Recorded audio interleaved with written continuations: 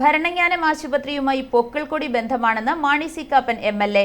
Bharananganam IHM ഹോസ്പിറ്റലിൽ മറവിരോഗ ക്ലിനിക്കിന്റെയും 65ാമത്തെ GNM നഴ്സിംഗ് ബാച്ചിന്റെയും 46ാമത് ANM ബാച്ചിന്റെയും ലാമ്പ് ലൈറ്റിംഗ് പരിപാടി ഉദ്ഘാടനം നിർവഹിച്ച് സംസാരിക്കുകയായിരുന്നു MLA. ഭരണങ്ങാനം IHM ഹോസ്പിറ്റലിൽ മറവിരോഗ ക്ലിനിക്കിന്റെ ഉദ്ഘാടനം ഭരണങ്ങാനം പഞ്ചായത്ത് പ്രസിഡന്റ് ബീന ടോമിയുടെ അധ്യക്ഷതയിൽ മാണി സി കാപ്പൻ MLA നിർവഹിച്ചു. ഒരു മാസക്കാലത്തോളം കമ്മിയായിട്ട് ഇവിടെ കിടന്ന അന്നത്തെ സിസ്റ്റേഴ്സിന്റെ സ്നേഹവും എല്ലാവരും പ്രാർത്ഥനയും ഒന്നുകൊണ്ട് മാത്രമാണ് ഒരു കോടിയോളം. ഡോക്ടർ ബോബി തോമസ് ആമുഖ പ്രസംഗവും IMA മുൻ ദേശീയ vice president doctor Roy Abraham Kallivayalil മുഖ്യ പ്രഭാഷണവും നടത്തി. 65ാമത്തെ GNM നഴ്സിംഗ് ബാച്ചിന്റെയും 46ാമത് ANM ബാച്ചിന്റെയും ലാമ്പ് ലൈറ്റനിംഗ് പരിപാടിയും ഇതോടൊപ്പം നടന്നു.